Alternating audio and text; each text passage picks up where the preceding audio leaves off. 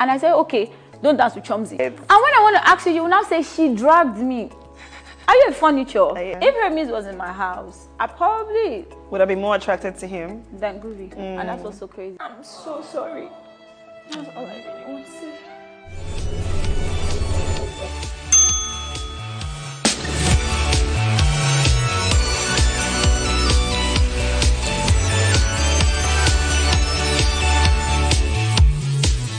My people, how far now? How on that day? My name is Victoria Eze, but you can call me Miss Vic, and this is Unlocked. So right now I'm about to catch up with ex-Big Brother housemate, the one and only Beauty. Hi, darling. How are you? Hi, hello. Welcome to the show. Thank you. How are you feeling right now?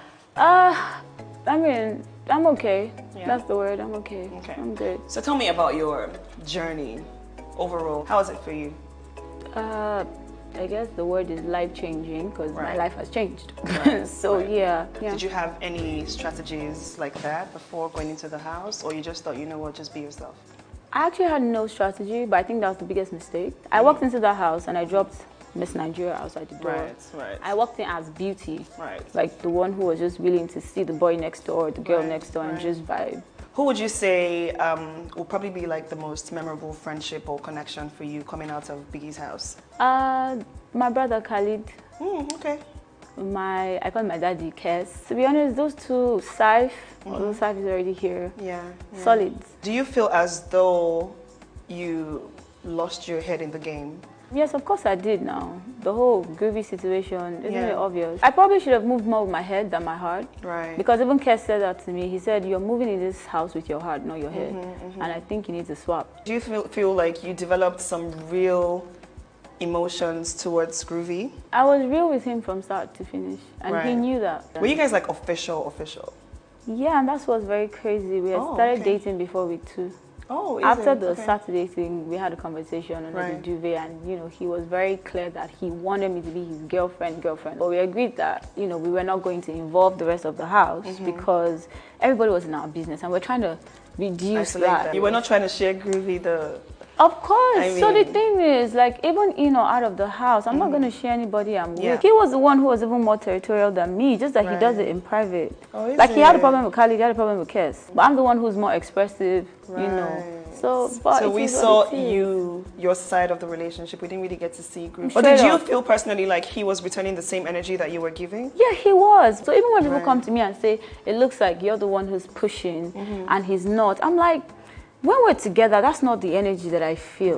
Being in Biggie's house, for example, things like the party, your guy, he will probably feel the need to like mingle with other housemates, including the female housemates. So I'm trying to understand why Chomzy especially seemed to be a main factor in the issues that came up with you guys. So you know what's so crazy? Chomzy was never the problem. I made it very clear to him so many times, like, Chomzy is not the issue, you are. And this thing, it was a build-up that I don't know if you guys got to see or not. At the arena games, the day we won the wager, I was trying to like hold his hand. By then, he was the one already saying, yeah, I want to be more than friends. Or what? Defining this thing, right? So my actions will show that. And I'm trying to hold you, I'm trying to be excited, but he was just a bit uptight, like he didn't, you know, it ticked me off the wrong way, but I didn't even make a problem out of it. And after the arena games, I noticed when he was talking to her, you know, all smiling, but I didn't make any issue out of it. We went upstairs, I just kept on asking him, are you good, and he kept saying, yeah, he's good. Fast forward, later that evening, we're now gisting in the room, and then next thing, her name comes up, and then he now starts, you know, the way he's talking,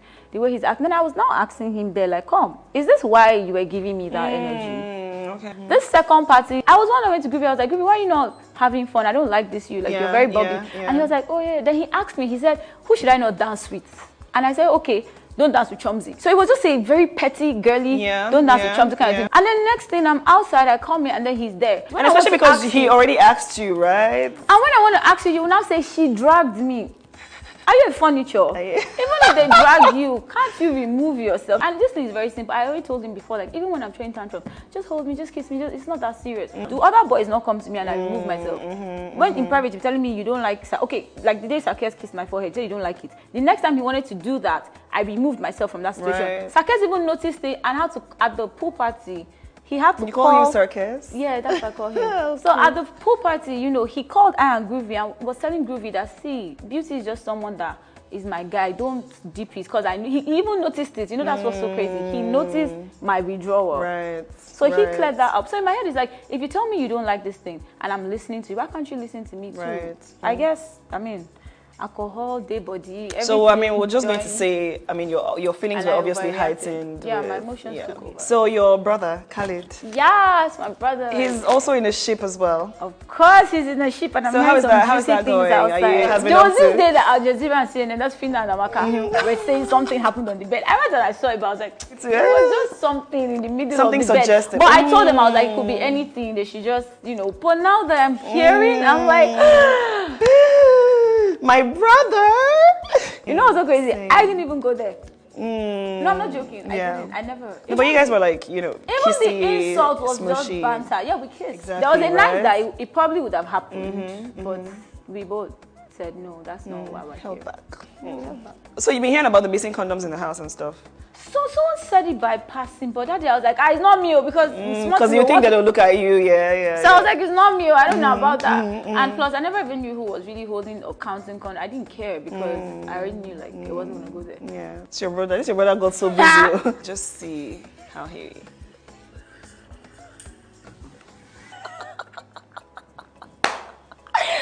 I'm so. Oh my God. I have no words.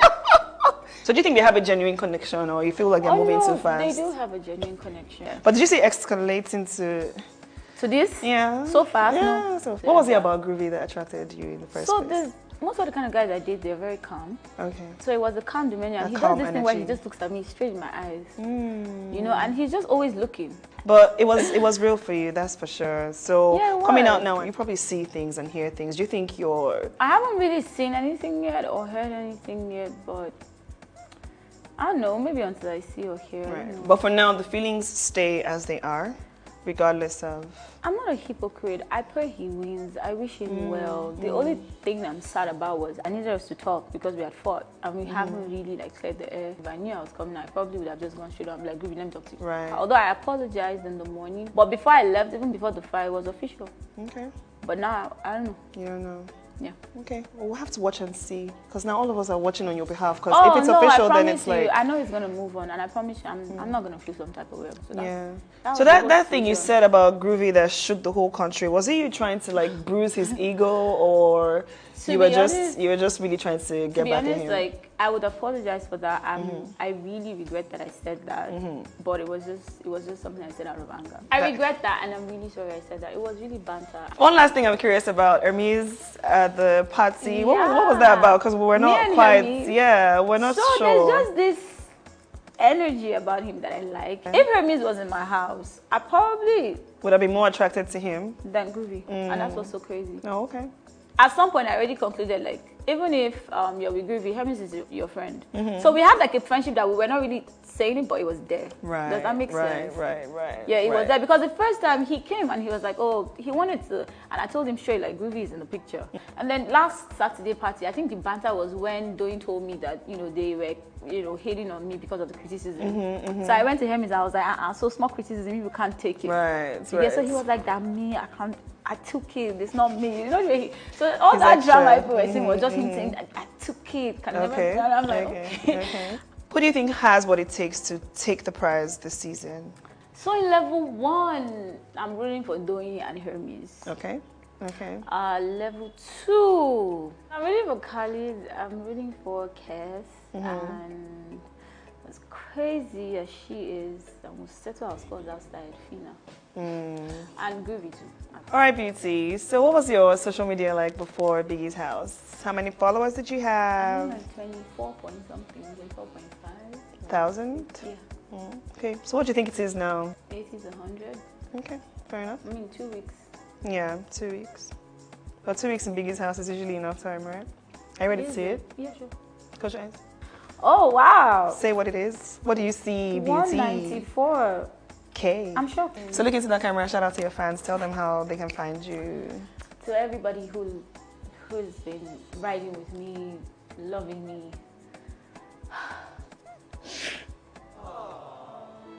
Thank you. I'm so sorry I left like this, but thank you. That's all I really want to say. let's go on a quick break. We'll be right back.